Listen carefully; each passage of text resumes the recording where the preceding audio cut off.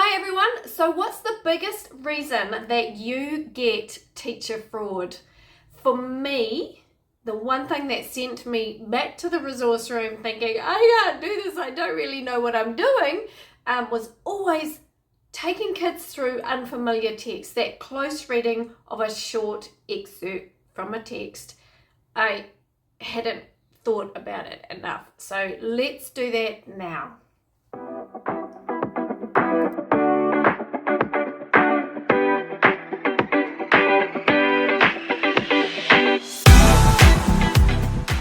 Right, so I'll give you a bit of a background, bit of context here, because I know you love when I rabbit on and on. So back in 2008, 9, before that, sometime around then, I went to teach at a school that went from year 7 to year 13, and the year 7s and 8s were not split from the rest of the high school side. They were all in together. And I suddenly found myself teaching a year 7 class. Shock horror, one day I'm teaching away there and this kid says, I'm getting a bit distracted here, kid says, Miss, such and such has lost a tooth. And I was like, yeah, whatever. And no, they're like 10 and 11 and one had lost a tooth. So that was a new thing for me. But I guess the thing with that is that it made me realise how young these kids were, how little they were, and it made me realise that actually I don't know a thing about how to teach reading. And while that thought process was there, actually I always feel like I'm making it up as I go along kind of thing, even with my year 13s. So taking them through unfamiliar texts and actually, what am I supposed to be doing with this text? What's is there a sequence here? What is it? So what I did was I went around the local primary schools and intermediate schools and said, what do you guys do to teach reading? And how do you do it? And then did a bit of reading myself and a bit of research, and then put together a sequence that I could go through when I taught close reading. So, or unfamiliar texts, as we call it here in Kiwiland. So, not that we don't call it close reading. So I did that, and honestly, it was just such an eye-opener, and I went in from there feeling confident. And I don't think I've had that feeling of teacher fraud ever since. I never got it again. Not that I wasn't flying by the seat of my pants for a whole lot of stuff, but that close reading and how to do it was the big thing that I hadn't really realised was the issue for me, that was making me feel that teacher fraud, that was making me feel a bit, I don't really know what I'm doing about my teaching. So let's get into it. Okay, as I alluded to, it's about sitting down and putting all of the things that you know that you should be doing with reading, like looking at vocabulary, reading between the lines, reading beyond the lines, all of that stuff. It's really, all you have to do is put all that information that you already know, English teachers, into a sequence. What should you do first? And this is where my primary and intermediate teachers help me out a lot.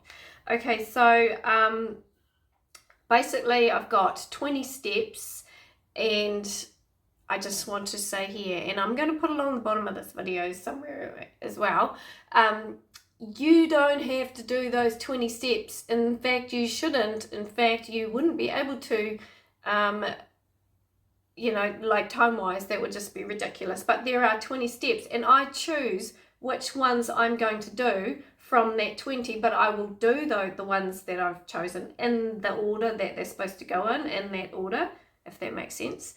So basically it was about sitting down and making a note of the sequence that I would go through for that when I took kids through these texts. Okay, so those 20 steps are actually broken up into before reading activities and after reading activities. So let's go through them now. Right, the first step is the approach to reading. Now you see I've got my glasses on, just poke my eye out there. Got my glasses on because I'm basically reading from my blog, which I'll link below. So the first thing is your approach to reading. It has nothing to do with the kids, this is just part of your little planning. So how are you going to approach the reading? How are you going to give this text to the students? How are you going to get them to read it? So are you going to read it to them? Are you going to get them to read in pairs? Are you going to ask for volunteers and read around the room kind of thing? Perhaps you are going to chunk the text and give it to them one chunk at a time. Perhaps you're going to rewrite parts of it to differentiate it, to simplify it for some kids, and then all those groups work on it together, those differentiated groups. So that's something that you will instinctively do probably in about 5 seconds, but sometimes it's good to think of the alternatives as well. So that's that approach to reading. Primary intermediate teachers, through them I learned about guided reading, which is you sit down with a group of kids and students, and you work through the text with that small group, and that's a whole nother science that you can look up, but it's fantastic. So that's the first thing, is approach to reading. I'm going to cut now because I've had COVID and then a cold and I need to blow my nose, and this is going to be lots of editing. Okay, so step 2, and this is prior to reading. This is some of the before reading steps. Steps 1 to 6 are all before reading. So step 1 was think about your approach. Step 2, your purpose for reading. Think about what your purpose for reading is and tell the kids. So we are going to read this today because from there you're going to find out more about whatever that reading is about. We're going to read this today because I want you to practice your inferencing skills. We're going to read this today because we're going to practice looking at figurative language in this. Whatever. Why are they going to read it? What's the point? All right, so that's step 2. Step 3 is about accessing students' prior knowledge. So you know the drill on this. Ask the students, what do you already know about whatever the topic of the text is? And that sort of starts getting the juices flowing, starts making them think about, as they discuss, the vocabulary involved in that topic, that kind of thing. So that's step 3. Step number 4 is about making predictions. So that's when you might give the students a title, or you might give them tell them the genre, for example, and they make predictions about the text. So for example, the title is The Little Girl Falls in the Hole. What do you think the text is going to be about? And so for some of those senior students, senior texts with very clever titles, that can be a really cool thing to do. The other thing that I really like doing is getting students to think about the genre. So today, kids, we're going to read a lead article from a newspaper or online. What do you call newspapers now that they're online? Mostly. I don't know. So anyway, we're going to read a lead article. How do you expect this to begin? What do you expect to see in it as well? So we expect to see a photo, a caption. We expect it to have a headline. In terms of how it's going to begin, most leader articles start with the what's happened, when it's happened, who it's happened to, and what's the other one, whatever, and then it goes into the how and why. So and maybe in the old days when we actually used to look at a newspaper, we'd be talking about looking at them the way it was set out in columns. Another thing you can think about is short paragraphs. So that's with any genre. So short stories, what do you expect to find in the short story? Well, there'll be a conflict, a problem of some kind. The character's going to learn something by the end. Hopefully it'll leave us feeling good about the ending and not in a big heap of tears or wondering what actually happened. So that kind of thing. So that's predicting, and it's very, very good for getting students to think about genre. and how it's formatted and all of that stuff. So that was number 4. Number 5 is the one that I never do. I can't deny it. But, so you've done some prior knowledge stuff, you've made some predictions perhaps. So then from there you can get students to plan questions about the text. Once you've given them enough clues, and you can keep those questions and return to them later, and that's the sticking point for me. I always forgot to return to them later. So do it if you want. I never did. Okay, that's number 5. Number 6 of the prior to reading steps, and the last one of those steps is identify and discuss new vocabulary. I do this religiously for everything. Everything. It's all about that, because if you've got students reading and stumbling through words that they don't know, they can work them out in context. They're going to have to do that anyway, even if you go through the vocabulary first. There's all of that argument. I guess it's about, it does come down to what you like as a reader, and I think that as teachers we need to take off those academic caps and just think about how the students are feeling and what gives you the wobbles about a text, what makes you stumble through a text, what makes you get bored with a text. For me, it's too many big words, I am out. So you don't want your students doing that. So approach the vocabulary first. Give them little vocabulary exercises. If you, one moment, I'm just going to get my book. Right, I'm back. It's pretty casual, this video this week, hey? So this is, I have died on the hill supporting this book, I tell you. Effective Literacy Strategies, years 9 to 13. It's online. It's linked somewhere. It's linked in my Literacy Lifesaver and things. It's available online. I'll try and link it down below as well. Man, this thing has got everything you need in it. And one of the things is activities you can do to faff around with vocabulary before reading. So happy days. I so recommend getting that book. It's PDF online, right? So we've got 6 steps for prior to reading. 1, think about your approach to reading, what you're going to do with the text, right? Number 2, purpose for reading. Number 3, prior knowledge. Number 4, making predictions. Number 5, students plan questions, the one I never do. And number 6, identify and discuss new vocabulary. You have to do that. You have to, I think, in my opinion. Okay, I'm going to have to speed this up because there's like 14 more steps. Right, so this is the post-reading, after-reading stuff. You know these things, it's just that you haven't thought about the order you're going to do them in. Right, so let's think about that order. Number 1, summarize or retell. Summarizing is a very clever skill, and students need to do a lot of it. They need to do it all the time for everything because it's so important.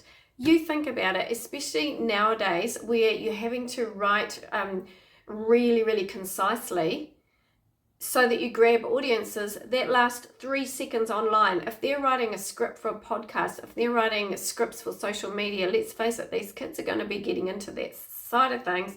Students, sorry mum, then they've got to learn to be concise, to strip things down and summarize. So do it.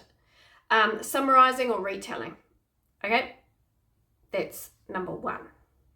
Number 2, you can go over those predictions that you looked at about what the text might include, what it might look like. So go over those and go, oh yeah, so yeah, and he's got a captioned photo. It did start with the what, when, who.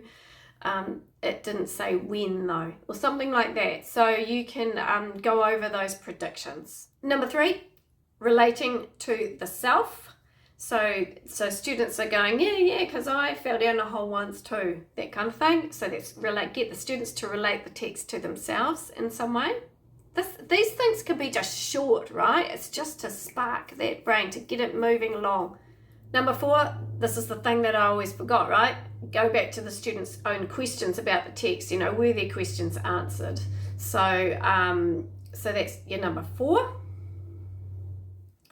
Okay, number 5 is the thing that we all know, we all love, and the kids love it too, and that's reading on the lines. So that means the answer is found in the text. So the girl fell down the hole. What did the girl fall down? The hole. So the question is easily answered by finding the answer on the lines. Now, there are loads of ways to go about that. You can do a little Q&A, you can give them a cloze activity, whatever, opposites, whatever. The other thing is that I sort of lump a bit of extra vocab activity into the on the lines step as well. So if you want to look at more vocabulary again, or more vocabulary, or do different things with it, then that's a good time to do it as well, because it's about vocabulary that's there on the line. So that's how I lump that in there. Okay, so number 6 is not reading between the lines as you may have thought, but it's in actual fact language features. And number 7 is about structure. So 6 and 7, I sort of jumped to the language and structure side of things. So language features, so that's your persuasive language features, or figurative language, things like that, or elaborate vocabulary. So looking at those language features. And then let's lump in number 7, as I said, was structure, looking at how this thing is put together. So always think about the structure of a building. So what's involved here, the I don't know what's in the building, the framework, the bricks, the roof goes on, that kind of thing. So it's a structure. So how is it built? And so how does it begin? How does it end? How is the beginning and end linked? What are the turning points? Is there a big contrast? Especially in poetry, there's always that contrast where sort of part way through. So, I love the flowers, they are amazing, skipping through the tulips. And then the second half of the poem is, but they give me hay fever, I hate the flowers now. Okay, so looking through at contrast as well. Of course, there's things, your flashbacks, your foreshadowing as well is in there. Okay. Number 8, here's your reading between the lines, your inferencing.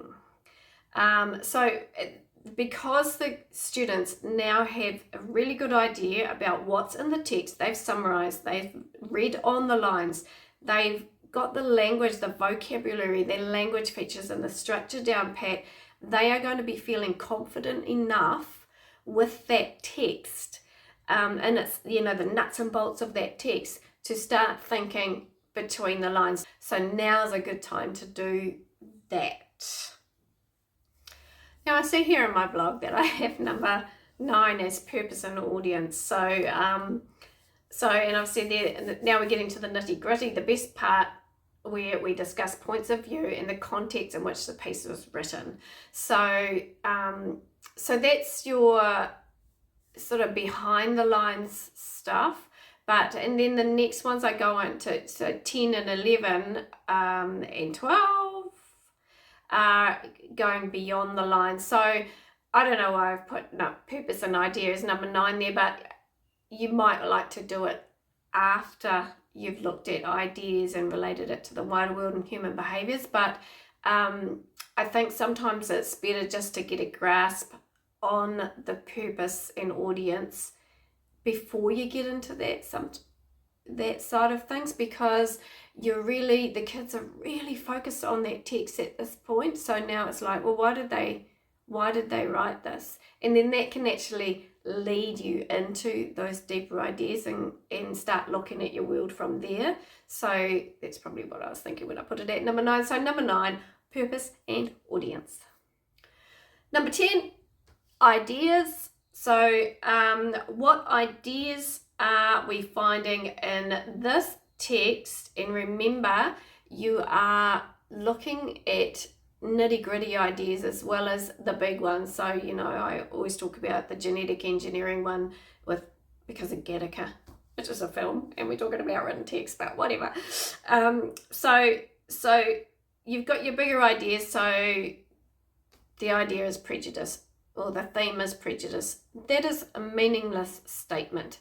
It means nothing. So what is it that the author is saying about prejudice, or genetic discrimination, so another form of prejudice? Well, they're saying that if we genetically engineer people, we will create another, what do they say, another class system, they say in the movie. So that's your ideas there. Now you've got to, I always harp on about this, another hill I die on, get the students to use the word that. So this text is exploring the idea that da la la la la. Now, so that's your big idea for the text as a whole. But of course, there's lots of little ideas about characters and settings along the way. So the author shows us or explores the idea that a person who perseveres will get there in the end, through the character of Cindy, whatever. So there are those little ideas, but then there's the big idea for the whole text. So looking at ideas. Okay, so that's number 10. Let's look at number 11 and 12 together, and this ties in with those ideas. I separated it out just to make sure I was exploring everything really carefully when I first did this 20 steps, but you will probably muddle 10, 11 and 12 in together. So 10 being the ideas, 11 relating it to the wider world, and 12 relating things to human behaviors. Now, when you're looking at step 11, relating things to the wider world, just go for, you can go for people, and you can go for events. So our pasts, our histories, and of course how they have influenced what's happening in the text, and also us, of course, now. Our present, look at trends, what's happening in the world or in our community right now, what's hot. And what's being speculated about, that speculative fiction, about our future. So that's that wider world context. And then number 12 is relating things to human behaviors. So I absolutely love this side of things. So thinking about what people are like, think about the 7 deadly sins, and that kind of sums us up really. People are greedy, people love power, people are kind, people who are a step above tend to have empathetic skills. All of this human behavior discussion that you can have about your text, because your text has illustrated those things. It's fantastic. So building more ideas about the text. So you've got your basic ones, but then, hey, well, what about the wider world, your events from the past, the present, the future, and then your human behaviors. So 10, 11, 12, like I say, are very much of a muchness. Okay, number 13, I've just had a coughing fit.